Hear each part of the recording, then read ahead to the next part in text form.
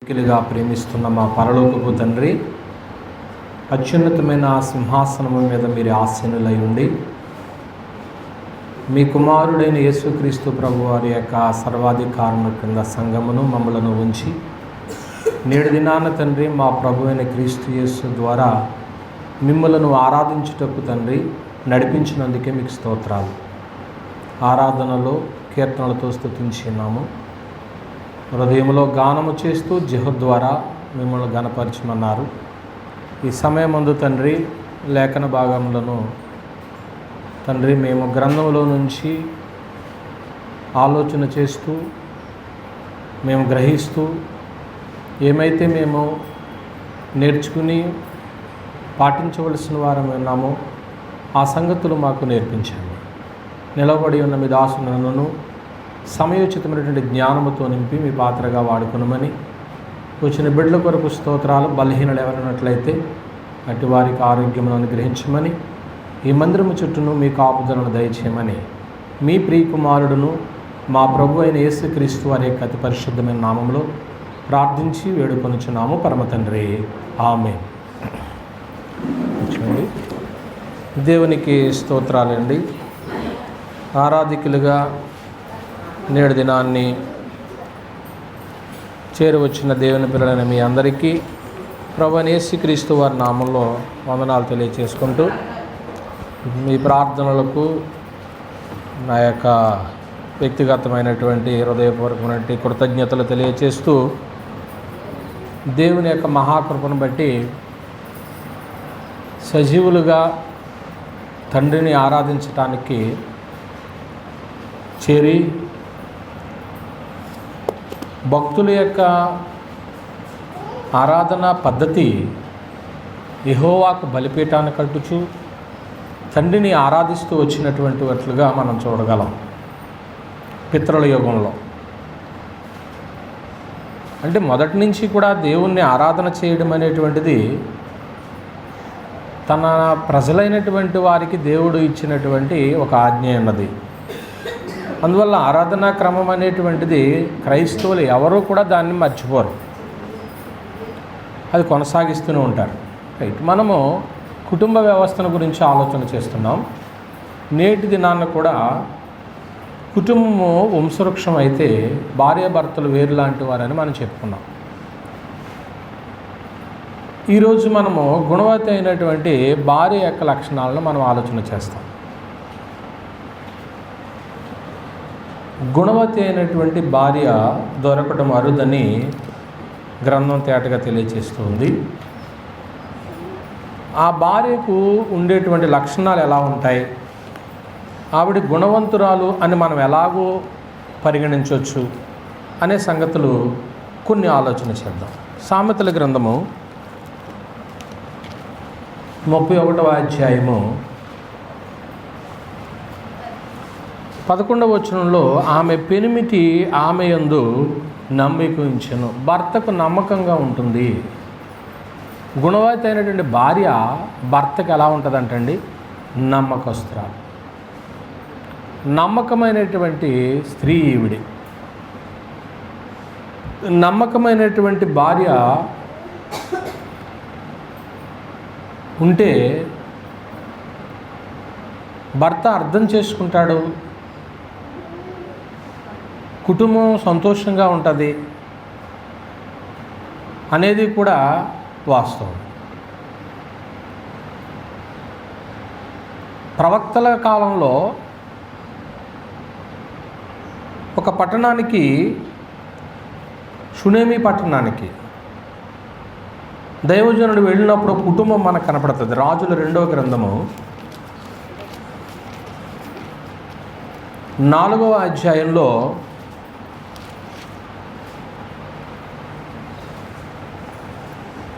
ఒక దినమందు 8వ వచనము, ఎలీషా ప్రవక్త అండి షునేమి పట్టణమునకు పోగా అచ్చట గనురాలైన ఒక స్త్రీ భోజనమునకు రమ్మని అతన్ని బలవంతం చేసి, గనుక అతడు ఆ మార్గమును వచ్చినప్పుడల్లా ఆమె ఎంత ఏం చేస్తూ వచ్చాడు? భోజనం. కాగా ఆమె తన పెనిమిటిని చూచి మన యొద్దకు వచ్చి చూపుచున్నవాడు భక్తిగల దైవజనుడు నేను ఎరుగుదును. ఈమె షునేమి పట్టణంలో పేరైతే చెప్పబడలేదు, కానీ ఆమె యొక్క స్థాయిని దేవుడు హెచ్చించి రాశాడు. ఎటువంటి స్త్రీ అని చెప్పాడు? గనురాలు. అసలు ఏం చేసి ఇంత ఘనత సంపాదించుకుంది ఈవిడి? రెండు మాటలు అక్కడ చెప్పబడ్డాయి. దైవజనుని భోజనానికి రమ్మని ఏం చేసిందట అంటే, ఆతిథ్యము పదే పదే ఇస్తే ఆ స్త్రీ ఏమవుతుంది? గనురాలు అవుతుంది. ఏమండి, తరచుగా వచ్చినప్పుడల్లా కూడా ఆమె ఇంటి దగ్గరే. ఒకసారి ఎవరో మాకు సండే ఆతిథ్యం ఇచ్చే విషయంలో కొంచెం మిస్అండర్స్టాండింగ్ చేసుకున్నారో మరి ఏమైందో తెలియదు, కానీ రండి. ఈరోజు డ్యూటీ ఉందా?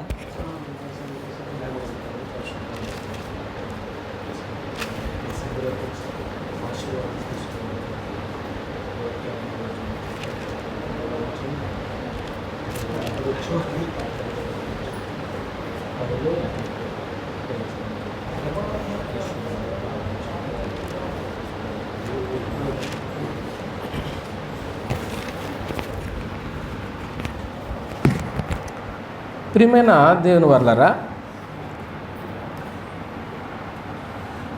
ఈ యొక్క గనురాలు మాటిమాటికి ప్రవక్త విషయంలో ఉన్నటువంటి ఆ మనసు మనకు కనపడుతుంది. అప్పుడు ఏం జరిగిందంటే, ఇలా వారు మిస్అండర్స్టాండింగ్ చేసుకున్నప్పుడు, అంటే ఎవరో మేం చేస్తాం ఆతిథ్యం ఇచ్చే విషయంలో కూడా పోటీ పడతారు కదా, పాస్టర్ గారికి పాస్టర్ అమ్మగారికి మేము ఇవ్వాలి ఆతిథ్యం అని. ఈ డిస్కషన్లో ఒకరోజు మొత్తం ఆతిథ్యం సిద్ధం చేయడమే మానేశారు. అప్పుడు తర్వాత ఆయన ఒక పెద్ద ఆయన ఉండేవాడు. అప్పుడు వాళ్ళ అబ్బాయి అంటాడు, ఇక నుంచి పాస్టర్ గారికి ఎవరో ఆతిథ్యం ఇవ్వద్దు, ప్రతి ఆదివారం మేమే ఇస్తాం మా ఇంటి దగ్గరే అంటాడు. అంటే అందులో ఉన్నటువంటి ఆ మాధుర్యాన్ని, అందులో ఉన్న దీవెనలను రుచి చూసినటువంటి వారు ఏం చేస్తారు? ఇవ్వటానికి ఇష్టపడతారు. ఈవిడి గనురాలుగా లిఖితమైంది. సరే, ఆ విషయం ఒక ఎత్తు అయితే,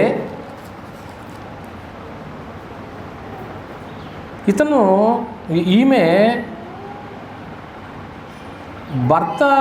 భర్తకు ఏం చెప్పిందో మనకు తెలుసు. చెప్పినప్పుడు భర్త యాక్సెప్ట్ చేశాడా, దాన్ని తృణీకరించాడా? అంగీకరించాడు. మన ఇంటికి వస్తున్నటువంటి దైవజనుడికి మనం ఇది చేయాలి అని చెప్పినప్పుడు, ఓకే నువ్వు ఏది చెప్తే అదే చేద్దాం. మన ఇంటికి పైన అప్పర్ రూమ్ ఒక రూమ్ వేద్దాం,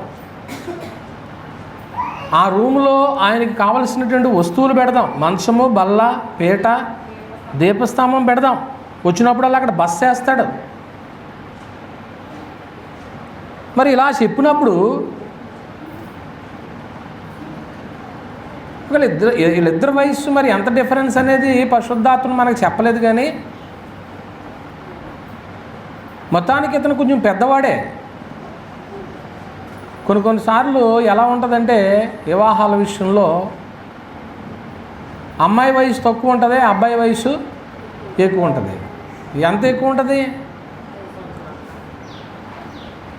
కొందరు మరీ పెద్ద వయసు వాళ్ళకి ఏం చేసేస్తారు, అటువంటివి కూడా జరుగుతూ ఉంటాయి కొన్ని ప్రదేశాల్లో. ఇతను ఒకవేళ పెద్ద వయసు వాడేమో అయినా అర్థం చేసుకుని రైట్ నువ్వు నమ్మకంగా ఉంటున్నావు కాబట్టి నీవు అడిగింది చేద్దాం అంటే, భర్తకు గుణవైతైన భార్య ఎలా ఉంటుందనే పాయింట్ని మనం ఆలోచన చేస్తున్నాం. నమ్మకంగా ఉంటుంది. నమ్మకమైనటువంటి భార్య ఏదైనా తలపెట్టినప్పుడు తన యజమాని కూడా డిస్కరేజ్ చేయడు. నా భార్య చేసేది మంచిదే చేస్తుంది, ఆమె తెలివైందే, కనుక భర్తకు ఎలా ఉంటుందని చెప్తున్నాను, మొట్టమొదట నమ్మకంగా ఉండాలి. అలా నమ్మకంగా లేని స్త్రీ అనుకోండి, ఆవిడ ఏం కాదు, ఈరోజు పాఠాన్ని బట్టి గుణవతి కాదు, నీ గుణం లేదు అని అర్థం. అంటే గుణం ఉంటుంది కానీ మంచి గుణం కాకపోవచ్చు. రెండో సంగతి ఏంటంటే 31వ అధ్యాయంలోనే సామెతల గ్రంథంలోనే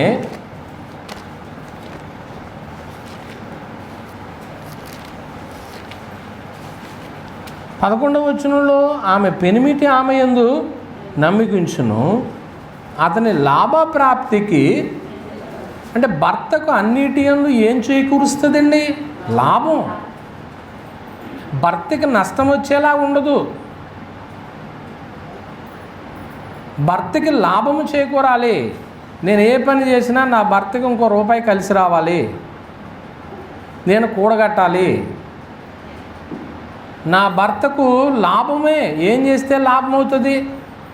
స్త్రీలు కూడా పనిచేసి డబ్బులు సంపాదించేవాళ్ళు లేరా?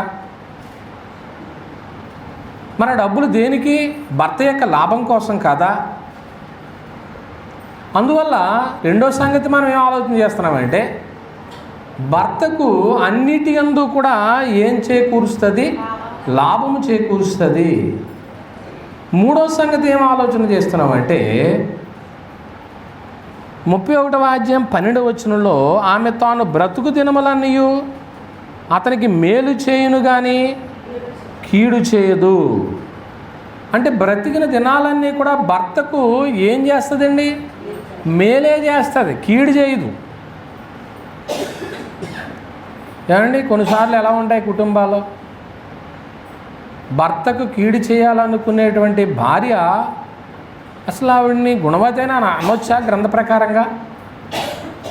భర్తకి ఎంత కీడు చేస్తుంది అంటే, నువ్వు కీడు చేయ తలపెట్టావంటే నీదే గుణం కాదు, గుణవతి అయినటువంటి భార్య కాదు అనే సంగతి. భర్తకు బ్రతికిన దినాలన్నీ కూడా భర్తకు కీడు చేయక మేలే చేస్తుందండి, మేలే చేస్తుంది. ఒకవేళ భర్త కొన్నిసార్లు మోటోడుగా, ఇతరులను తృణీకరించేవాడుగా, గొడవలు తెచ్చేవాడుగా ఉంటాడు. ఒక్కొక్క భర్త. అందరూ కూడా ఒకే రకంగా ఉండరు కదా. ఏమోనండి, మా ఆయన బయటికి వెళ్ళాడంటే ఏ సమస్య తీసుకొస్తాడో అని భార్యలు భయపడేవాళ్ళు లేరా? సమాజంలో లేరంటారా? ఈయన ఇంటికి వచ్చేదాకా కూడా నాకు భయమేనండి అంటూ ఉంటారు. మరి అలాంటి పరిస్థితి ఎదురైతే గుణవతి ఏం చేస్తుందండి? భర్తకి మేలు చేస్తుందా, కీడు చేద్దా? ఆడికి బుద్ధి రావాలండి, మీకు ఇష్టం వచ్చింది చేసుకోండి అని అంటదా? ఈవిడి తెలివిగా ఆలోచన చేసి నా భర్త మీదకి వస్తున్నటువంటి ఈ కీడును ఎలా తప్పించాలి అని ఆలోచన చేస్తుంది. అలా తప్పించినటువంటి ఒక స్త్రీని చెప్పండి మీకు తెలుసుంటే. భర్త మీదకి వస్తున్నటువంటి ఉపద్రవాన్ని తప్పించినటువంటి ఒక స్త్రీ ఉన్నది. మహారాజు కోపం రప్పించాడు. కోపం రప్పిస్తే అతన్ని నేను ఉంచకూడదు అనుకున్నాడు ఆయన. సమూయేలు మొదటి గ్రంథము 25వ అధ్యాయము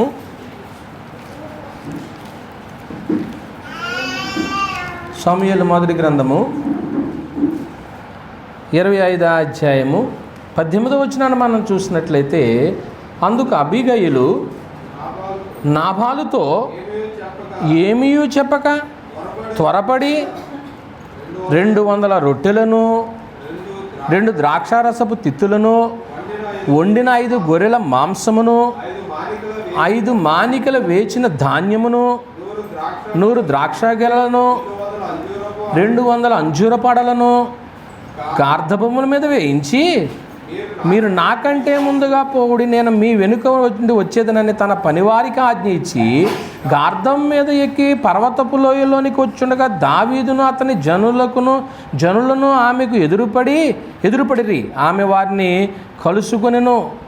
23కి వచ్చేయండి. అబీగయీలు దావీదును కనుగొని గార్ధబం మీద నుండి త్వరగా దిగి దావీదునకు సాష్టాంగ నమస్కారం చేసి అతని పాదములు పట్టుకునేట్లను, నా ఏలినవాడా, ఈ దోషము నాదని ఎంచుము.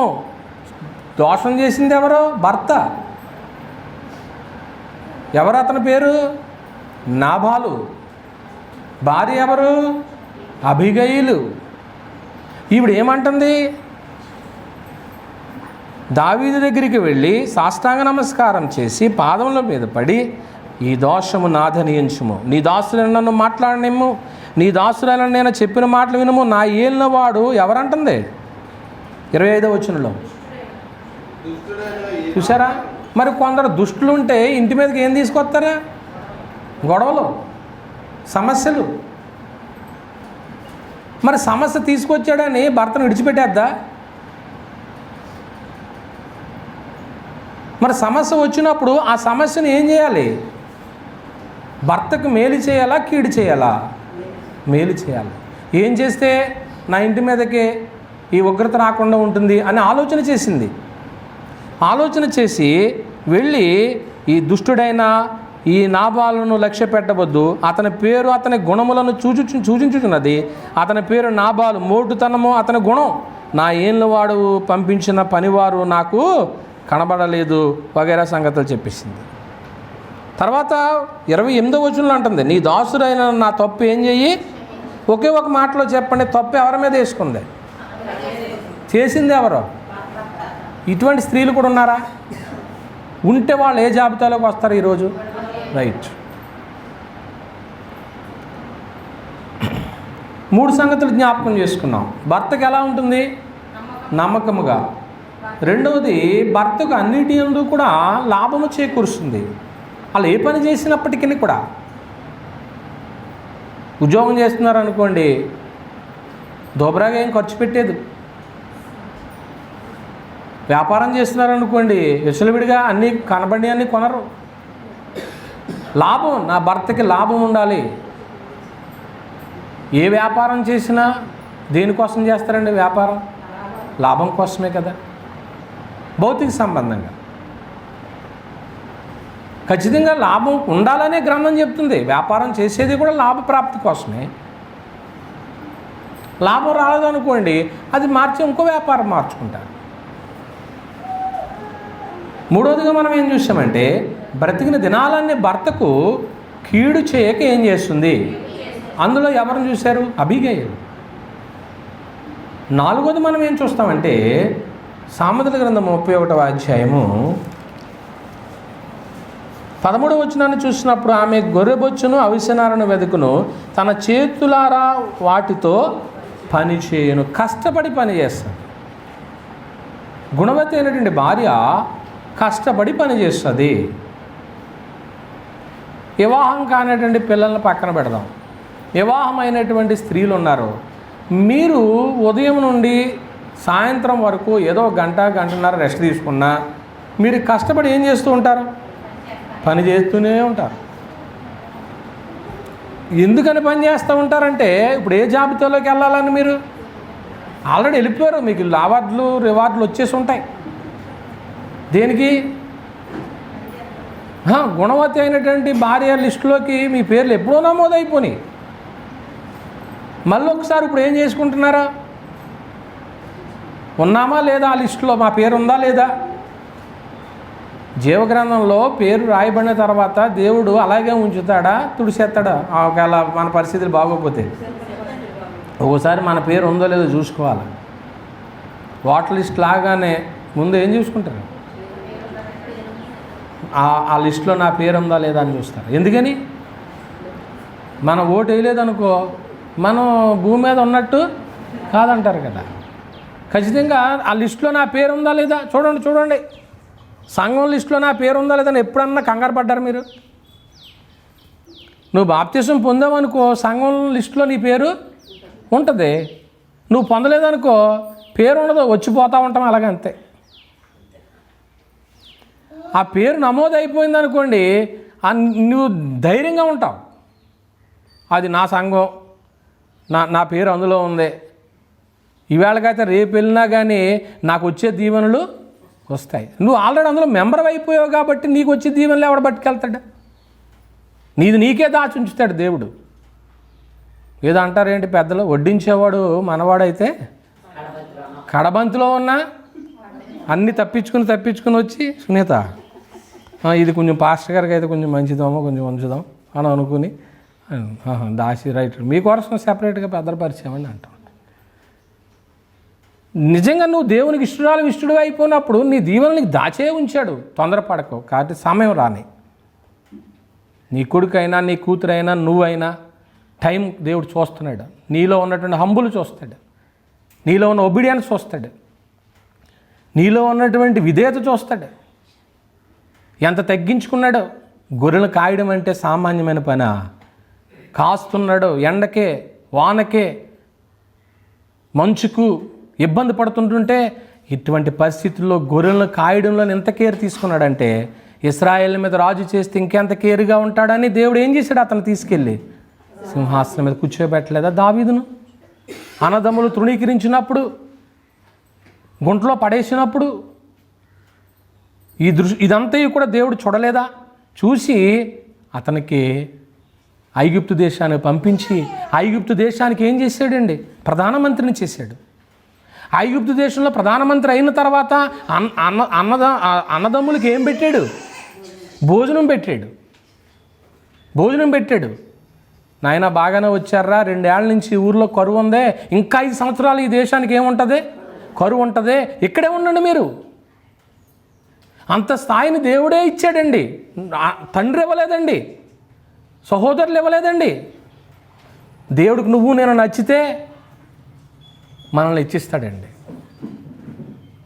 ఇప్పుడు కష్టపడి పని ఎందుకు చేస్తున్నారు మీరంటే, భర్తను పోషించుకోవాలని, పిల్లల్ని పోషించుకోవాలని, ఏమండి కుటుంబ వ్యవస్థను నడిపించుకోవాలని, అవన్నీ ఒక ఎత్తు అయితే, ఆత్మ సంబంధంగా నీ పేరు ఎందులో ఉండాలా? గుణవతి అయినటువంటి భార్య. గుణవతి అయినటువంటి భార్య లిస్టులో నీ పేరు ఉండాలంటే కష్టపడి ఆమె ఏం చేయాలంటున్నాడు? పని చేయాలి. కష్టపడి పని చేసినటువంటి స్త్రీల గురించి చెప్పమంటే వేళమే చెప్పేస్తారు మీరు. ఎందుకని? శారా తల్లి ఉంది. శారా తల్లి కష్టపడి పని చేస్తుందో చేయదా అని మనం ఎలా చెప్పగలం? ఆదికాండం ఒకసారి మళ్ళీ ఇక్కడికి వద్దాం. 18వ అధ్యాయం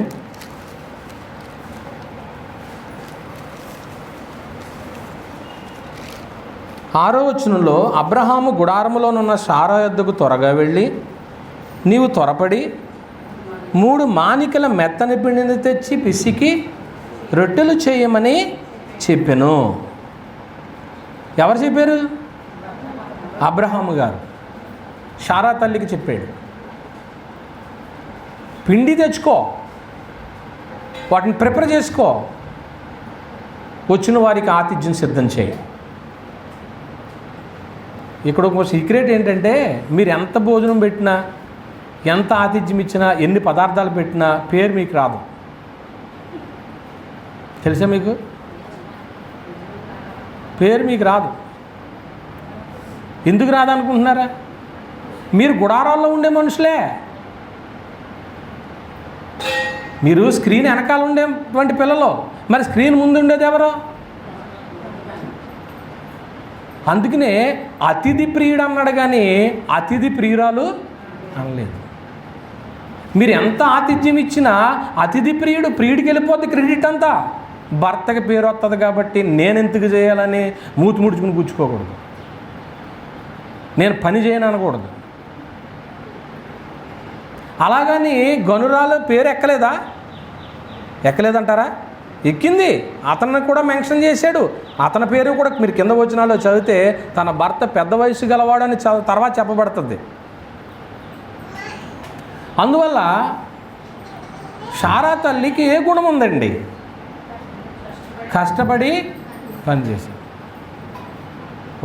ఒక కేజీ 2 కేజీలో పిండి తెచ్చి నువ్వు అర్జెంటుగా అప్పంలో చేయి అన్నారనుకోండి, ఇప్పుడు మీరు ఏం చేయాలా? ఇష్టంతో చేస్తారా, తిట్టకుండా చేస్తారా? పొద్దున్న నుంచి వంట చేస్తే మళ్ళీ ఎవరినో తీసుకొచ్చాడు, 3 వచ్చారంట, మళ్ళీ 3కి ఏం చేయాలంట? వంట చేయాలంట. టైం చూస్తే ఎంత అయింది? మిట్ట మధ్యాహ్నం అయిపోయింది అనేటువంటి సనుగుడు ఎప్పుడన్నా ఉందా? మీరు సనుక్కున్నారంటే చచ్చిపోతారో. సణుక్కోకూడదు. ఎందుకంటే ఇశ్రాయేలు సణుగుని ఏమైపోయారు? మర్మరింగ అన్నాడు ఇంగ్లీష్లో. ఆ మర్మరింగ వల్లే ఏమైపోయారంటే అరణ్యంలో రాలిపోయారు. ఏదన్నా ఉంటే మొక్క మీదనే. కొందరు చూడండి ఏం చేస్తారు, ఉన్న మాటనే అంతే. కొందరు బాధపడిపోతూ ఉంటారు నాకులాగా. ఏమంటాం బాధపడితే వేరు, సనుగుడితే వేరు. గొనుక్కోకూడదు. అరణ్యంలో రాలిపోయారు వాళ్ళు. మోషే మీద సణిగేవారంట. ఏంటి, ఏమి లేదని, మాంసం ఎడతలేదు. ఏదో ఈ మధ్య మళ్ళీ కూరగాయలు మొదలెట్టారంటే వీళ్ళు, సాంబార్ అంటే ఏమండి, మాంసం లేదు. ఇంకేంటి ఏమన్నారు వాళ్ళు? ఇంకో మంచి మాట ఉంటుంది అక్కడ, చవిచారములు లేని ఈ ఆహారం మాకేలా అంటే ఆహారంలో ఏమి లేదంటే వాళ్ళకి రుచి లేదు.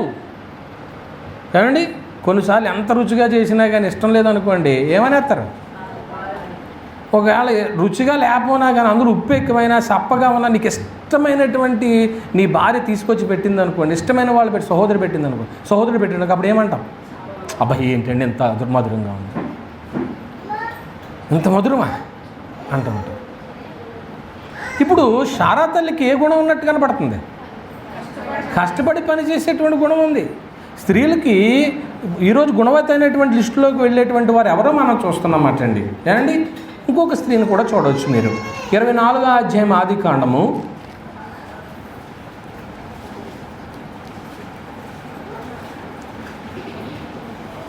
13. నా యజమానుడగు అబ్రహాము దేవుడని యెహోవా నేను వచ్చిన కార్యము త్వరలో సఫలము చేసి నా యజమానుడగు అబ్రహాము మీద అనుగ్రహము చూపుము, చిత్తగించుము. నేను ఈ నీళ్ల ఓట యొద్ద నిలుచున్నాను. ఈ ఊరి వారి పిల్లలు నీళ్లు చేదుకుంటూ వచ్చున్నారు కాబట్టి నేను త్రాగుటకు నీవు దయచేసి నీ కడవను వంచుమని నేను చెప్పగా నీవు త్రాగుము, నీ ఒంటెలకు నీళ్లు పెట్టేదనని ఏ చిన్నది చెప్పునో ఆమె నీ సేవకుని ఇస్సాకు కొరకు నీవు నియమించింది నిన్నుగాక. అందువలన నీవు నా యజమాని మీద అనుగ్రహము చూపితవని తెలుసుకున్నాను. అతడు మాట్లాడుట చాలింపక ముందే అబ్రహాము సహోదరుని నాహోరు భార్య మిల్కా కుమారుడైన బెతుయేలుకు పుట్టిన రెబెకా కడవ భుజం మీద పెట్టుకుని, ఆ చిన్నది మిక్కిలి చక్కనిది, ఆమె కన్యక, ఏ పురుషుడు ఆమెను కూడదు. ఆమె ఆ బావిలోనికి, అక్కడ చూడండి, ఆ బావిలోనికి దిగిపోయి కడవను నీళ్లతో నింపుకొని ఎక్కిరాగా ఆ సేవకుడు ఆమెను ఎదుర్కొనుటకు పరిగెత్తి నీ కడవలో నీళ్లు కొంచెము దయచేసి నన్ను త్రాగనిమ్మని అడిగిన. అందుకు ఆమె అయ్యా త్రాగుమని చెప్పి త్వరగా తన కడవను చేతి మీదకి దించుకొని అతనికి దాహం ఇచ్చెను. చూసారండి, యవనస్తురాలండి, కన్యక, కడవ భుజం మీద పెట్టుకుని, ఇది వరకు నీళ్లు మోసేవారు కదా మీరు అందరూ, ఇప్పుడు మోయమంటే మోతారా? సడన్గా కుళాయి పోయిందనుకో, ట్యాప్ పోయింది, వత్తలేదు అనుకోండి, అప్పుడు ఏం చేస్తారా? పిల్లలకు డబ్బాలు ఇచ్చి పంపిస్తారు, అంతేనా? స్త్రీలు ఇప్పుడు వాటర్కి వెళ్తున్నారా? లేరండి. చక్కగా భుజం మీద బిందో కడవో పెట్టుకుని, నిజంగా ఆ స్క్రీన్ ఆ ఆర్ట్స్ కూడా బాగుంటాయి, చాలా బాగుంటుంది. కడవ పెట్టుకుని వస్తుందంట ఆమె. మనసులో అనుకున్నాడో అనుకున్నట్లుగానే వస్తుంది. వచ్చిన తర్వాత అమ్మ దాహం ఇమ్మంటే మళ్ళీ బావిలోనికి వెళ్ళి తోడుకుని వచ్చి ఏం చేసిందట? నేను పెద్ద మందిరంలో ఉండేవాడిని, ఒక 500 మంది కూర్చుంటారో పెద్ద మందిరంలో ఉండేవాడిని. ఆ మందిరం అంతా నేనే తుడిచేవాడిని, చాపలు వేసేవాడిని, మైక్ బిగించేవాడిని, ఏమండి బలపాత్రలు సిద్ధం చేసేవాడిని. మందిర పరిచర్య అంటే చెప్తున్నాను, ఒక్కనే చేసేవాడిని. చాలా ఏడుపు వచ్చేది, ఈ పనంతా నన్ను ఇక్కడ వదిలిపెట్టేసి వెళ్ళిపోయారు చర్చిలో, ఏంటి ఈ పరిస్థితి అని అనుకునేవాడిని. సుమారు ఒక 10 బాత్రూములు ఉండేవి, 20 బాత్రూములు ఉండేవి, 10 లిటర్స్ ఉండేవి. ఇవన్నీ కూడా శుభ్రం చేయాలి. ప్రతి ఆదివారం కూడా లిటర్లు కడగాలి, రోజు బాత్రూములు కడగాలి, మొక్కలకి గార్డెన్కి నీళ్లు పోయాలి. ఇవన్నీ కుళాయి అంటే కాదు, బావులో నుంచి తోడుకుని పోయాలి. ఎన్నెన్న తోడగలం, ఎన్ని నీళ్ళని పోయగలం, ఎన్ని కడగలం, ఒక్కడనే. మళ్ళా చేతులు ఇలాగా ఈ కాయలు కాసేసి నూతిలోని తోడేటప్పటికి ఆయన పరిచర్య. మళ్ళీ ఆ పెద్ద ఆయన ఒక ఆయన ఉండేవాడు సేవకుడు, ఆయనకి వంట చేయాలి నేను, అండ్ ఆయనకి వేడి నీళ్ళు పెట్టాలి, ఆయనకి మంచినీళ్ళు దగ్గర పెట్టాలి, భోజనం పెట్టాలి. పెద్ద వయసు కదా పాపం, ఒళ్ళు నొక్కాలి. ఎంతో పరిచర్య చేసేవాడు. నేను పరిచర్య చేయకుండా ఏం రాలేదు, నాకు పరిచర్య చేశాను. ఏమండి ప్రియమైన దేవుని వారలారా ఆలోచన చేయండి. పరిచర్య అనేటువంటిది చాలా ప్రాముఖ్యమైనటువంటిదిగా కనపడతాం. దిగి నీళ్లు తెచ్చి మంచినీళ్ళు పోసి మళ్ళీ ఒంటిలకు కూడా ఏం పోసిందట? నీళ్లు పోసిందంటే ఈమెకు ఏ గుణం ఉందే? కష్టపడే గుణం. ఇప్పుడు కష్టపడే గుణం చూస్తారా, అందం చూస్తారా? పెళ్లి చేస్తే అందం ఒకటి సరిపోద్దా? అందం ఉండాలి, కష్టపడే గుణం ఉండాలి, ఇంకేం ఉండాలి? కుటుంబాన్ని చక్కబెట్టే గుణం ఉండాలి. ఇవన్నీ ఉన్నాయి. మా అమ్మాయిని ఒట్టినే చేసుకోండి అంటే చేసుకుంటారా? మళ్ళీ అన్నిటితో పాటు ఏమి ఇవ్వాలి? కట్నం ఇవ్వాలి. ఒకవేళ కట్నం కానీ ఒకవేళ మనకు నచ్చలేదు అనుకోండి, అన్నీ అయిపోయింది అనుకోండి, అప్పుడు ఫైనల్లో మాట అంటాం ఏంటి తెలుసా? అది దేవుని చిత్తం కాదు. అన్నీ మన ఇష్టం అనుకుంటాం. ఆ ఫైనల్ కాడ ఒకవేళ అయితే కనుక ఏది ఏమైనా ప్రార్థనతో వెళ్తారు కాబట్టి అన్నీ దేవుడు సక్రంగా జరిగిస్తాడు మీ అందరికీ కూడా, అలాగే మాకు కూడా. అందులో దేవుడు చూసుకుంటాడు కాబట్టి ఇబ్బంది ఏం లేదు. అయితే ఇక్కడ రెబకాకి ఏ గుణం ఉందా చెప్పండి చాలు. ఉందా లేదా? ఇప్పుడు పిల్లలు మీరు ఉన్నారా? వెనక నుంచి వద్దాం. మేఘన, సంధ్య, లావణ్య, వసు, మరి గాయత్రికి మ్యారేజ్ అయిపోయింది కాబట్టి కంప్లీట్ అండి. ఇప్పుడు 1 2 3 4 ఈ నలుగురిలో కష్టపడే గుణం నలుగురికి ఉందా లేదా? చూసారు వీళ్ళు ఎవరు మాట్లాడతలేదు. అసలు వీళ్ళకి ఎంత పని చెప్పాలో తెలుసా? అమ్మోళ్ళు చాలా పని చెప్పాలి. నువ్వు ఇంటి దగ్గర నువ్వు నేర్పలేదు అనుకమ్మా, రేపు పొద్దున వివాహం అయిన తర్వాత ఆ భర్త ఏం చేస్తాడో తెలుసా? ఒకే ఒక మాట ఏమంటాడు చెప్పండి, మీకు తెలిసిన మాట. అదిగో చూసారా, అసలు పనివాడదనం లేదు. ఏమి నేర్పి పంపించింది మీ అమ్మ? వాక్యపరంగా అయితే నేను చెప్తున్నాను అనుకోండి, పిల్లలు కూర్చోబెట్టి భర్తలకు సత్యం చెప్తారు, మా అయ్యగారు మాకు ఈ సంగతులు చెప్పాడని చెప్తారు. నా వరకు కూడా నేను కూడా న్యాయం చేయాలని అనుకుంటాను. పిల్లలు వెళ్ళే సమయానికి, పురుషులు కానీ స్త్రీలు కానీ వాళ్ళు వెళ్ళే సమయానికి నేను అందించవలసినటువంటి సమాచారాన్ని అంతా పిల్లలకి ఇవ్వాలని అనుకుంటాను నేను. మీరింటి దగ్గర వాళ్ళకి కష్టపడేటువంటి పని నేర్పించవలసిన అవసరం ఉంది. వంట నేర్పరా, అంటులు నేర్పరా, ఇల్లు తోడడం నేర్పరా, బట్టలు తోడడం నేర్పరా, ప్రతి పని రావాలి. చదువు ఉండాలి, పని ఉండాలి. ఒకవేళ పని చేయట్లేదు అనుకోండి, ఈసారి తల్లులు మీరు పాశ్రమ గారు చెప్పండి, కూర్చోబెట్టి వాళ్ళకి చెప్తారు. ఏమవుతుంది అమ్మ మా అమ్మాయి ఇలా పని చేయట్లేదు అని అంటే అప్పుడు చెప్తారన్నమాట. ఇప్పుడు ఎవరని చెప్పాను మీకు? శారా తల్లిని చెప్పాను, రేపు కానీ చెప్పాను. ఇంకొక అమ్మాయిని కూడా చూడండి, 29వ అధ్యాయం తీయండి. 29వ అధ్యాయము తీసారా? 9వ వచనం చూద్దాం. అతడు వారితో ఇంకా మాట్లాడుచుండగా రాహేలు తన తండ్రి గొర్రెల మందను తోలుకొని వచ్చాను. అది రాహేలు కూడా ఏ గుణం ఉందండి? గొర్రెలు మేపే గుణం. నీకు 10 గొర్రెలు ఉన్నాయనుకమ్మా, ఏం చేయాలండి?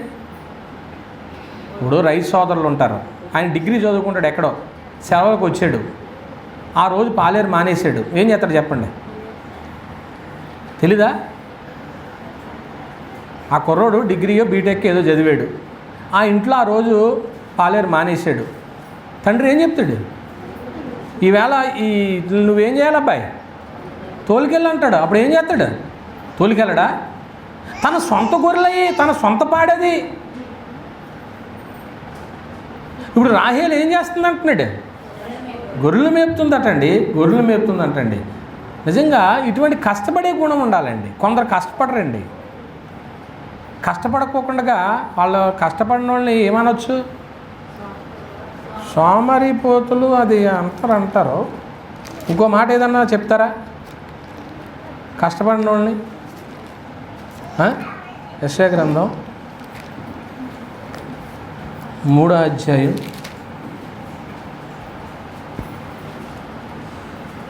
16వ వచనం.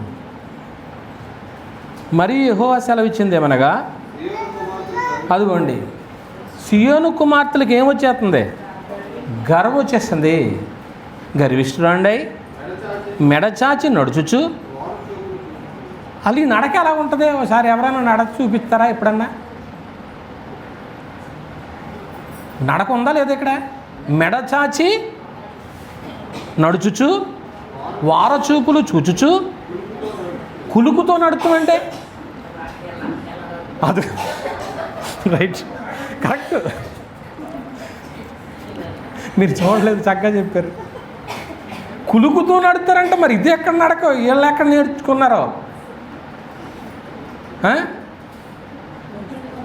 అంటే నడకల్లో కూడా ఇన్ని రకాలు ఉన్నాయా?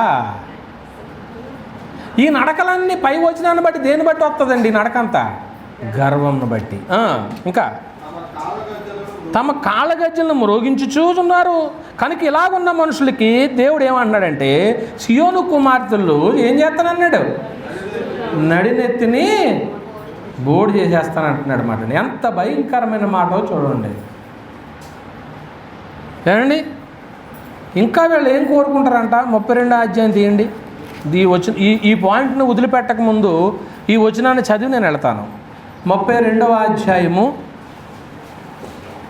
9వ వచనంలో, సుఖాసక్తి గల స్త్రీలారా లేచి నా మాట వినుడి, నిశ్చింతగానున్న కుమార్తెలారా నా మాట వినుడి. నిశ్చింత గల స్త్రీలారా, ఇక 1 సంవత్సరమునకు మీకు ఏం కలుగుతుంది? సుఖపడ్డావంటే నీకు సంవత్సరానికి నీకు బాధే. సుఖానికి చెప్పండి, ఒక రోగం ఉందన్నారు తెలుసా? తెలీదా మీకు? ఎంత సుఖపడితే చెప్పండి అంత రోగస్తులం అయిపోతామంట. సుఖపడకూడదని సుఖాసక్తి గల స్త్రీలకి ఒక రోజు వస్తుంది, ఆ రోజున ఇబ్బంది అవుతుంది అంటున్నాడు. కనుక ఈరోజు మనం ఏం ఆలోచన చేసామంటే, భర్తకు నమ్మకముగా ఉంటుంది గుణవతి అయిన భార్య. రెండవది, అన్నిటి యందు భర్తకి ఏం చేకూరుస్తుంది? లాభం చేకూరుస్తుంది. మూడవది, భర్తకు కీడు చేయక. నాలుగవది, కష్టపడి ఏం చేస్తుందండి? పని చేస్తుంది. ఇంకా అనేకమైనటువంటి సంగతులు ఉన్నాయి.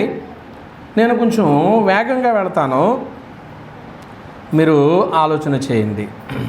ఏమండి, 31వ అధ్యాయం సామెతల గ్రంథం. సామెతల గ్రంథము 31వ అధ్యాయము 14వ వచనాన్ని మనం చూసినట్లయితే, వర్తకపు వాడలు దూరం నుండి ఆహారము తెచ్చినట్లు ఆమె దూరం నుండి ఏం తెచ్చును? ఆహారము కావలసినంత సేకరిస్తుందట.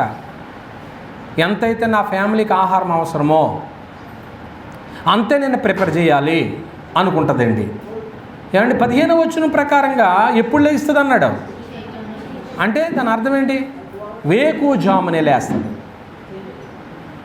ఇంటున్నటువంటి పిల్లలు ఎప్పుడు లేగాలండి? వేకువజామునే, తెల్లవారుజామున లేగాలి. తన ఇంటి వారిని ఏం చేయదు? ఆకలి కొననివ్వదు. తన తోటి వారికి ఏం ఏర్పరుస్తుంది? పని ఏర్పరుస్తుంది. తన పని వారికి భత్యం కొలిచిస్తుంది. ఈ సంగతులన్నీ ఉన్నాయండి. ఏమండి, 16వ వచనం చదవండి. ఆమె పొలమును చూచి దాన్ని తీసుకును, తాము కూడబెట్టిన ద్రవ్యము పెట్టి ద్రాక్ష తోట. భర్త కూడబెట్టాడు అనుకోండి, కూడబెట్టింది భార్య జాగ్రత్త పరిచి ఏం చేయాలన్నాడు? కొనాలంట. ఏదో ఒక వస్తువు కొంటది. ఏమండి, ఇదిగో దాచిన డబ్బు, కూడబెట్టిన ద్రవ్యం అన్న చక్కగా చెప్పాడు. తాము ఇద్దరు కలిపి కూడబెట్టుకుంటారు అనుకోండి, కూడబెట్టినటువంటి ద్రవ్యము పెట్టి ఏం చేస్తుంది అన్నాడు? పొలం కొంటది. ఇద్దరు కష్టపడి చేసుకున్న ఫ్యామిలీ ఎలా ఉంటుంది చెప్పండి? భార్య భర్తలు ఇద్దరు కష్టపడుతున్నారు అనుకోండి, ఆ ఫ్యామిలీ ఎలా ఉంటుంది చెప్పండి? ఆహారానికి లోటు ఉంటుందా? బట్టకు లోటు ఉంటుందా? ఒకవేళ అంతకు ఏదైనా అవసరం అయిపోయింది అనుకోండి, ఏదైనా ఆపద వచ్చేసింది అనుకోండి, అమ్మమ్మ కొద్దిగా అప్పు ఇస్తారంటే వీళ్ళిద్దరు కష్టపడి పని చేస్తారో అప్పు తీరుస్తారని అడిగిన వెంటనే ఏం చేస్తారండి? ఇస్తారు. అలా మనం కష్టపడకుండా ఉన్నామనుకోండి, అప్పు కూడా ఏం చేయరు? ఇస్తారా? వేయరండి. అందువల్ల ప్రియమైన దేవుని వారలారా, మనం ఏం ఆలోచన చేస్తున్నామంటే కూడబెట్టేటువంటి గుణం ఉంటుంది ఆవిడికి. అది రాసుకోండి. ఏ గుణం ఉంటుందండి ఆవిడికి? ఒక్కొక్కరు డబ్బులు తెచ్చారనుకోండి, డబ్బులు ఏం చేస్తూ ఉంటారు? మాట్లాడండి. ఖర్చు చూసిందల్లా కొనేస్తూ ఉంటారు. నిజమే.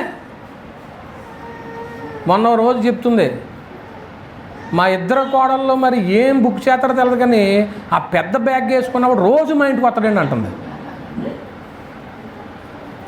అంటే వీళ్ళు రోజు ఏం చేస్తూ ఉంటున్నారు? మరి ఏమో ఆ అత్తగారు చెప్పిన మాట చెప్పాను నేను. కూడబెట్టే గుణం ఉండాలి. ఆ గుణం ఉందనుకోండి, ఆవిడ పేరు చెప్పండి, మీ పేరు చెప్పండి. ఇవాళ ఏ పేరు? గుణవతి అయినటువంటి స్త్రీ అవుతుంది. ఏమండి, ఆ 16వ వచనంలో ఉంటుంది, తోటలు నాటిస్తుంది అంటే సోమరితనం ఉండదు. అంటే ఇంటి దగ్గరే ఏదో మొక్కలు నాటడమో, పొలం వెళ్ళి పని చేయడమో సోమరితనం ఉండదు. ఏమండి, 17వ వచనంలో ఏముందండి? ఆమె నడికట్టు చేత నడుము బలపరుచుకుని చేతులతో బలముగా, అంటే బలాన్ని దాచుకొనక శక్తి కొలది పనిచేస్తుంది.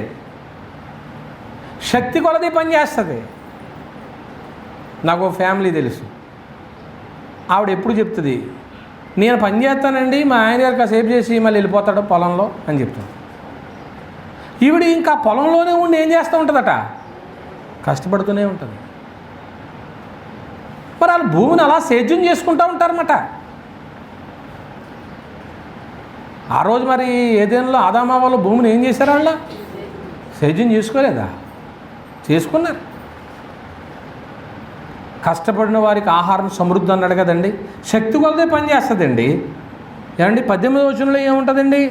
తన వ్యాపార లాభం అనుభవం చేసి తెలుసుకుని రాత్రి వేళ ఆమె దీపం ఏమైపోదో అంటే కుటుంబాన్ని దరిద్రత వైపు నడిపించదు. అది రాసుకోండి. దీపం ఆరిపోదంటే అర్థం ఏంటంటే దరిద్రతగా ఉండదు ఆ కుటుంబం.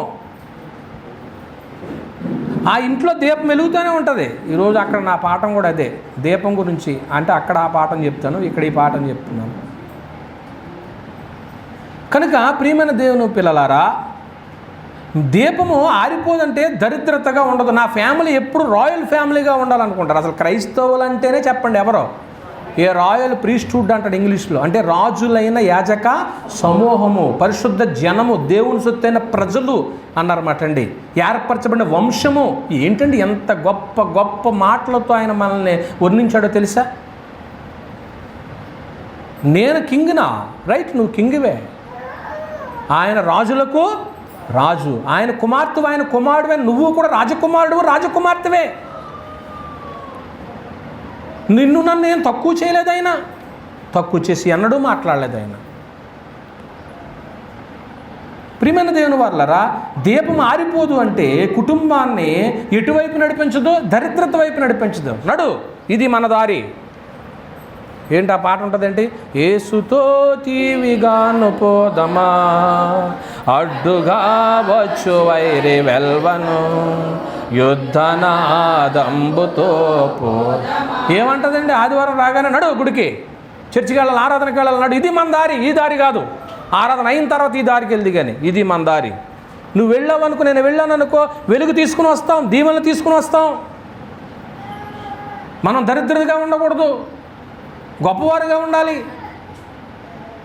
గుణవతి అయినటువంటి స్త్రీ యొక్క లక్షణాలండి అనేకమైన సంగతులు కనపడుతున్నాయి. 23కి వచ్చేసాను. ఆమె పెనిమిటి తన భర్తకు మంచి పేరు మర్యాద తెచ్చేలా ప్రవర్తిస్తుంది. చూసారండి, భర్తకి మంచి పేరు రావాలి,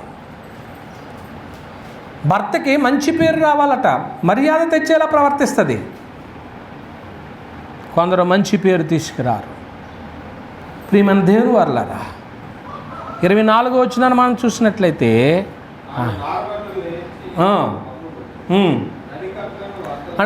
దాని అర్థం ఏంటంటే వ్యాపార విషయంలో తెలివిగా ప్రవర్తిస్తుంది. ఒక్కొక్కరు వ్యాపారం చేస్తారు కానీ పాపం లాభప్రాప్తి ఉండదు. అంటే వాళ్ళకి వ్యాపారంలో ఏమి లేవండి, తెలివి లేదు, తెలివితేటలు లేవు. కనుక వ్యాపారంలో కూడా ఏముండాలంటున్నాడు? తెలివిగా ప్రవర్తించాలంటున్నాడు. తెలివిగా ప్రవర్తించాలి. 25వ వచనం చదవండి. నడికట్లను వర్తకములమును బలమును ఘనతయు, ఆమెకు బలాన్ని గౌరవాన్ని వస్త్రంగా ధరిస్తుందట. అబ్బా, ఈ పాయింట్ చాలా బాగుందండి. ఆమె బట్టలు ఏమేమి ధరించుకుంటుందండి? ఏమండి? బలాన్ని, ఘనతనంటే గౌరవాన్ని వస్త్రంగా ధరించుకుంటుంది. మీ చీర ఏంటి అని అన్నారనుకో, చీరలకు బోలని పేర్లు ఉంటాయి, ఉండవా? ఓ పేరు చెప్పండి, నాకు తెలియదు కానీ ఏదో ఒక పేరు చెప్పండి, తప్పేముంది? ఏంటమ్మా అసలు ఈ చీర ధరించుకున్నావో, ఎక్కడ కొన్నావంటే ఇది నా బలము నా ఘనత అనే షాపులో కొన్నానంటారా? మనం వేసుకున్నటువంటి వస్త్రాలు, ఆమె గుణవైతైనటువంటి స్త్రీని గురించి మాట్లాడితే ఏమంటే బలమును ఘనతయు ఆమెకి ఏమిటన్నాడు అంటే ధరించుకున్నాయి అవి కాబట్టి అవే కనపడుతున్నాయటండి, అవే కనపడుతున్నాయంటండి. ఏమండి? ఇంకా మాట్లాడతాడు ఏమండి 25వ వచనంలో అదే సంగతి మాట్లాడుతున్నాడు. ఆమె రాబోవు కాలం విషయమే ఎలా ఉంటుంది అంటే భవిష్యత్తును గురించిన ప్రణాళిక కలిగి ధైర్యంగా ఉంటుంది. ఈ విషయంలో మీరు అందరూ గుడ్ అంటాను నేను. ఒకవేళ ఎవరైనా కానీ అలా లేకపోతే ఈ వాక్యాన్ని బట్టి మీరు కొంచెం మార్చుకోండి. ఎలా అంటే భవిష్యత్తు గురించి, రేపటి గురించి ఆలోచించి దాచుకుంటారా, ఈరోజు ఖర్చు పెడతారా? నా పాయింట్ అర్థం అవ్వలేదనుకుంటా. అక్కడ ఏమన్నా ఉంది, ఆమె రాబోవు కాలం విషయమై ఎలా ఉంటుంది అంటే దాని అర్థం ఏంటి? భవిష్యత్తును గురించి ఒక ప్రణాళిక వేసుకొని పర్వాలేదు, ఒక 4 రోజులకి ఇంట్లో వస్తువులు సరిపోతాయి, దుకాణం దగ్గరికి ఒక 5వ రోజు వెళ్ళొచ్చు. ఇప్పుడు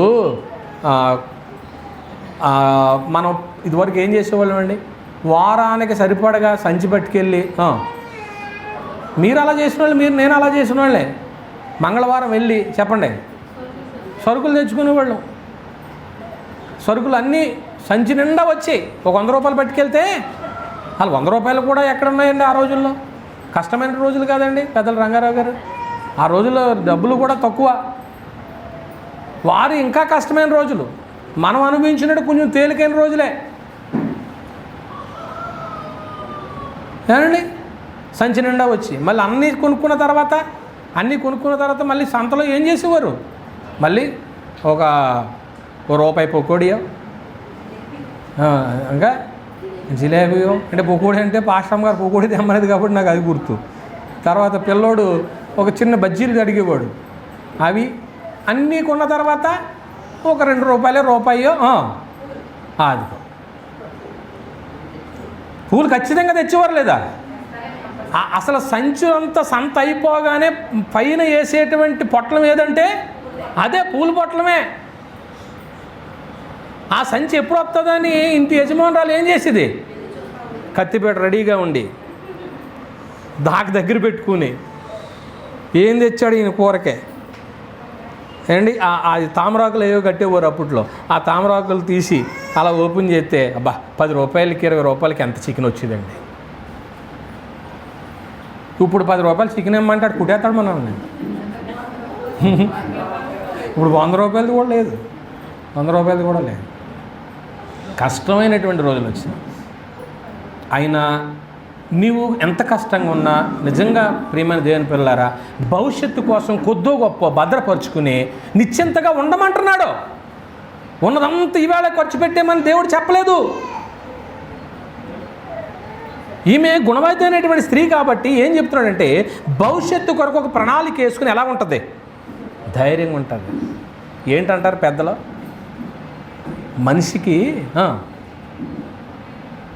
మనిషికి ఉంటే పుష్టి, పశువుకి తింటే పుష్టి. అంతేనా? పశువు రోజు ఏం చేయాలా, తింటే పుష్టిగా ఉంటుంది. మనిషికి ఉన్నదనుకోండి, ఇప్పుడు ఈ బీరువా ఉంది, ఈ బీరువా ఎప్పుడు నిండుతుందో నాకు అర్థమవుతలేదు. ఓ పక్క ఓ కర్రలో డబ్బులు, ఓ కర్రలో వెండి, ఓ కర్రలో బంగారం రాదనుకోండి, ఏమండి, ఓ కర్రలో డాక్యుమెంట్స్, ఓ కర్రలో రికార్డులు, ఇవన్నీ నింపేయాలా. బీరు ఓపెన్ చేయగానే చర్చ్ హిస్టరీ అంతా, చర్చ్ సొమ్ము అంతా అందులో కనపడుతుంది.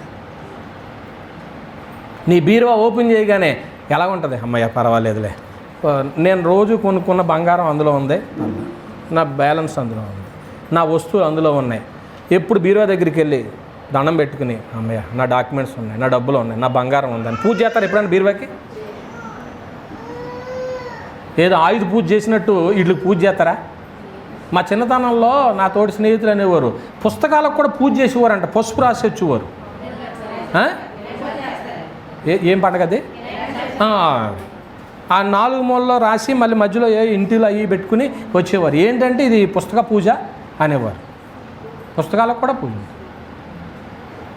అలాగే డబ్బు పూజ ఉందా? దీపావళికి ఉంటుందా? అదే ఏదో పూజ. బంగారం పూజ, బంగారం పూజ ఉంటుందా? అదిగో ఉన్నాయి కదా. వాటన్నిటికీ నువ్వు నిశ్చింతగా ఉండి ఇప్పుడు అట్లన్నిటికి ఎందుకు పూజ చేస్తున్నారు చెప్పండి? నువ్వు వస్తువులు ఉండబట్టేనే పూజ చేస్తావా, లేకపోతే పూజ చేయగలవా? డబ్బులు ఉండబట్టేనే పూజ చేస్తావా, లేకపోతే చేయగలవా? చేయలేవు కదా. అన్నీ నిశ్చింతగా ఉంటున్నావంటే భవిష్యత్తు కోసం కొద్దో గొప్ప నువ్వు కూడబెట్టుకున్నావు, నువ్వు గుణవత్తైనటువంటి లిస్టులోకి వచ్చావు. ఒక లేదు అనుకమ్మ, ఒకవేళ ఇక్కడ ఉన్నవాళ్ళు ఎవరైనా అయ్యా రేపటికి మాకేమీ లేదు, భవిష్యత్తుకి ఏమీ లేదు అని అనుకున్నారనుకోండి, చింతించొద్దు. ఇరుగో గుణవత్తైనటువంటి లిస్టులో ఇటువంటి పాయింట్ కూడా చెప్పారు దైవజనులు. నాకు భవిష్యత్తుకి నిశ్చింతగా ఉండేలా చేయతండి అని ప్రార్థన చేయండి. నీ కొడుకే నీకు భవిష్యత్తు తెలుసా? అది నీకు అర్థమవుతుందో లేదో. నీ కూతురే నీకు భవిష్యత్తు తెలుసా? నీ కోడలే నీకు భవిష్యత్తు, నీ కుమారుడే నీకు భవిష్యత్తు. నీ కోసం ఒక ప్రణాళిక ఆల్రెడీ బుర్రలో వేసుకుంటాడో మనకు చెప్పడో. నీ కూతురు ఒక ప్రణాళిక వేసింది బుర్రలో, చెప్పదు నీకు. టైం వచ్చినప్పుడు ఇదిగో నీ కోసం ఇది చేశానని అప్పుడు బయట పెడతారు. ఒక లేదని నువ్వేం నిశ్చింతగా ఉండొచ్చు, అవసరం లేదు. ఏమంటాడండి? నువ్వు బండి కొనుక్కున్నావు, గాడ్స్ గిఫ్టా? కారు కొనుక్కున్నావు, గాడ్స్ గిఫ్టా? గర్భఫలము యెహోవా ఇచ్చు. ఆ బహుమానమే నీకు ఒక ప్రాపర్టీ, ఆ బహుమానం ఒక నిశ్చింత నీకు. ప్రియమైన దేవుని వాళ్ళారా, ఆలోచన చేస్తూ ఇంకో 2 సంగతులు ఉన్నాయి, వాటిని జ్ఞాపకం చేసి నేను ప్రార్థన చేయాలనుకుంటున్నాను. ఏమండి, భవిష్యత్తును గురించి ప్రణాళిక కలిగి ధైర్యంగా ఉంటుందండి. 26వ వచనం సామెతల గ్రంథము 31వ అధ్యాయము 26వ. జ్ఞానము కలిగి తన నోరు తెరుచును, ఆమె నోట జ్ఞానము ఉపదేశము ఉట్టిపడుతుందటండి. జ్ఞానం కలిగి ఉపదేశిస్తుందట. ఆమె నోరు విప్పిందంటే అబ్బా ఎంత జ్ఞానం మాట్లాడుతుందో, ఎంత జ్ఞానం మాట్లాడుతుందో. ఒక్కొక్కరు ఉంటారండి, మరి మన పిల్లలు ఎవరిని నేను ఇప్పుడు ఆ లిస్టులో పెట్టాలని నాకు తెలదు. అవసరమైన మాటే మాట్లాడతారు కానీ మిగిలినవి అలాగుంటారు మన పిల్లలు. కొందరు ఒక్కొక్కరు నాకులాగా అంత మన డబ్బాలాగా మాట్లాడుతూనే ఉంటారు. అది జ్ఞానం కలిగిన మాట, అజ్ఞానమైన మాట ఏమఉండదు. 10 మాటలు మాట్లాడితే తెలివైన పిల్ల చెప్పండి ఎన్ని మాటలు చెప్తుంది? అంతే. ఇక్కడ గుణవతి అయినటువంటి బిడ్డల గురించి ఏం చెప్తున్నాడంటే ఆమె నోట ఏముంటుందని చెప్తున్నాడు. జ్ఞానం ఉపదేశం వల్ల ఉట్టుపడుతుందటండి. 27వ వచనం, ఆమె తన ఇంటి వారి నడతలను బావుగా కనిపెట్టును. అంటే ఇంటి వారి విషయం బాధ్యత కలిగి బావుగా పరిశీలించి కనిపెడుతుందంట. నా ఇంటోళ్ళు ఎలా నడుస్తున్నారు, అది ఎలా పోతే నాకెందుకు, అప్పుడప్పుడు అంటూ ఉంటారు నా ఇష్టం, నేను ఎలాగుంటే నీకెందుకు అంటారు. అలాగా నీ గ్రంథం చెప్తుందా? ఇప్పుడు గుణవతి అయినటువంటి భార్య స్త్రీలు మీరే ఉన్నారు. మీ పిల్లల విషయంలో, మీ భర్త విషయంలో ఆయన బావుగా నడుస్తున్నాడా లేదా, పిల్లలు బావుగా నడుస్తున్నారా లేదా అని ప్రతిరోజు అబ్జర్వ్ చేసుకుంటారా, చేసుకోరా? మాట్లాడలేదు. ఒకవేళ వాళ్ళు ఎలా మాట్లాడినా మన డ్యూటీ ఏంటి చెప్పండి, మన డ్యూటీ ఏంటి చెప్పండి, మన యొక్క బాధ్యత ఏంటి చెప్పండి. నా పిల్లోడు ఎక్కడికి వెళ్ళాడు, అబ్బాయి జాగ్రత్త, ప్రయాణం వెళుతున్నావు జాగ్రత్త, స్నేహితులతో వెళుతున్నావు జాగ్రత్త. ఎందుకంటే యవనస్తులు ఎక్కడికి వెళ్ళినా ఎవడు పొంచి ఉన్నాడో తెలుసా? అపవాది పొంచి ఉన్నాడు. అపవాది పొంచి ఉంటే ఉట్టినే పడిపోతారండి, వాళ్ళు ఉట్టినే పడిపోతారు. మన పిల్లలకి ఇప్పటి నుంచే జ్ఞానం పోతున్నాం కాబట్టి వాళ్ళ విషయంలో ఎక్కువగా బలంగా పనిచేసేది ఎవరో తెలుసా? అపవాది. నువ్వెంత దేవుళ్ళు ఎక్కువ ఎదుగుతావో అంతగా అపవాది ఏం చేస్తూ ఉంటాడు. ఇప్పుడు పేతురు భక్తుడు ఉన్నాడు. పేతురు శిష్య బృందంలో ఎటువంటి వాడు? ప్రధానమైన వాడు, ప్రధానమైన శిష్యుడు, ప్రతిదానికి ముందుండేవాడు, ఉరిమెడివాడు అని అర్థం మాట అండి. యేసు ప్రభుకి చాలా రైట్ హ్యాండ్గా ఉండేవాడు. అటువంటి పేతురునే చెప్పండి అపవాది ఏం చేశాడు? వాడుకున్నాడు. వాడుకున్నాడు. అందువల్ల బి కేర్ఫుల్, జాగ్రత్త. యవన పిల్లలారా, స్త్రీలైనా పురుషులైనా. యవనస్తులు ఒక మంచి పాఠం చెప్పాలనుకుంటున్నాను, భవిష్యత్తులో చెప్తాను. అందువల్ల మనం ఏం ఆలోచన చేస్తున్నామంటే ఇంటి వారి విషయమే బాధ్యత కలిగి బాగుగా పరిశీలించి కనిపెడుతుందట. ఏమీ తెలవనట్టే ఉంటుంది కానీ తల్లి అన్నీ కనిపెడదా? కొడుకు ఏం చేస్తున్నాడో తల్లి తెలవదండి, అది మందలించదు. టైం వచ్చినప్పుడు అరే నీ బిహేవియర్ అంతా చూస్తున్నాను, ఏంటి నువ్వు ఈ మధ్య వాడితో ఫ్రెండ్షిప్ చేస్తున్నావు, ఈ మధ్య నువ్వు లేటుగా వస్తున్నావేంటి అడగాలా లేదా? నేను వాట్సాప్లో ఎవరో పంపారు, ప్రధానమంత్రి చెప్తున్నటువంటి మాట, మోదీ గారు మీ పిల్లలు పర్సనల్గా కూర్చుని రూమ్లో ఫోన్లు చూస్తున్నప్పుడు 10 అయినా 11 అయినా వాళ్ళు నిద్రపోకుండా ఉంటే ఏం చేస్తున్నారో చాటింగ్ వెళ్ళి తల్లిదండ్రులను ఏం చేయమన్నాడు, చూడమన్నాడు. ఒక ప్రధానమంత్రి చెప్పిన మాట. ఎందుకంటే యవన వ్యవస్థ అనేది పాడైపోయింది కాబట్టి ఈ ఫోను ఇలా చూస్తూ ఉండేటప్పటికి కళ్ళకి కూడా ఇబ్బంది అయిపోతూ ఉంటుంది. సరే, అది అందరికీ తెలిసిందే. ఈ మధ్య గ్రూపుల్లో పెడతా ఉంటారు, అవన్నీ చదువుతూ ఉంటారు, అవన్నీ మీకు తెలిసినయే. ఏంటి చివరిగా ఒక మాట చెప్పాలనుకుంటున్నాను. 31:27 చూద్దాం. ఆమె తన ఇంటి వారి నడతలను బాగుగా కనిపెట్టును, పని చేయకుండా ఆమె ఏం చేయదు. అంతే, పని చేయకుండా ఏం చేయదండి. అమ్మ నువ్వు భోజనం చేయంటే చేస్తాను అంటే ముందు ఈవిడ ఇంట్లో ఏమైపోవాలా చెప్పండి? పని త్వరగా పెందల కడ లేసి పని చక్కబెట్టేసుకుంటారు. ఇవాళ 7 గంటలకు లేచామన్న స్త్రీలు చేతులు ఎత్తండి. ఇవాళ 6 గంటలకు లేచామన్న స్త్రీలు చేతులు ఎత్తండి. ఇవాళ 5 గంటలకు లేచామన్న స్త్రీలు చేతులు ఎత్తండి. ఇవాళ 4 గంటలకు లేచామన్న స్త్రీలు చేతులు ఏంటి అసలు? మరి మీరు ఎన్ని గంటలు లేచారు? ఇప్పుడు మరి అన్నీ బాగానే ఉన్నాయి. ఇప్పుడు ఆ పేరుకి మీరు సరిపోవాలంటే చెప్పండి, పని చేయకుండా ఏం చేయకూడదంట. ఇప్పుడంటే బలహీనతలు వచ్చినాయి, షుగర్లు వచ్చిన వాళ్ళు, బీపీలు వచ్చిన వాళ్ళు ఆ సమయాన్ని కొంచెం తినాలి. కానీ పని చేయకుండా ఆమె ఏం చేయదండి, భోజనం చేయండి. తెస్సలోనికి రాసిన మొదటి పత్రిక 4వ అధ్యాయము. తెస్సలోనికి రాసిన మొదటి పత్రిక 4వ అధ్యాయము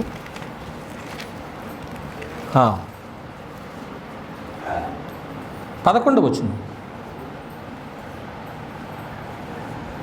అలాగుననే మాసిదోనియ అంతటా ఉన్న సహోదరులందరూ మీరు ప్రేమించున్నారు. సహోదరులరా, మీరు ప్రేమ యందు మరి ఎక్కువగా అభివృద్ధి నుంచి ఉండవలననియు సంఘమునకు వెలుపటి వారి ఎలా ఉండాలా? మరి అదే అండి, మర్యాదగా నడుచుకొంచు మీకేమీ కొదువ లేకున్నట్లు మేము మీకు ఆజ్ఞాపించిన ప్రకారము మీరు పరుల జోలికి పోక మీ సొంత కార్యములను జరుపుకున్నట్టు ఎందును మీ చేతులతో పనిచేయడం ఎందును ఆశ కలిగి ఉండవాలని మిమ్మల్ని ఏం చేస్తున్నాను? హెచ్చరిక. పని చేయకుండా భోజనము చేయాలి. సంఘమునకు వెలుపటి వారి ఎడల మర్యాదగా నడుచుకుంటుంది. కనుక ఎన్ని చెప్పానండి, ఒకటి చదవండి, ముగిస్తాను. భర్తకు ఎలా ఉంటుంది? నమ్మకంగా ఉంటుంది, అన్నిటి యందు లాభం చేకూరుస్తుంది, కీడు చేయక మేలు చేస్తుంది, కష్టపడి పని చేస్తుంది, కావలసినంత సేకరిస్తుంది, వేకుజామున లేస్తుంది, తన ఇంటి వారిని ఆకలి కొనివ్వదు, శక్తి కొలది ఏం చేస్తుంది? పని చేస్తుంది.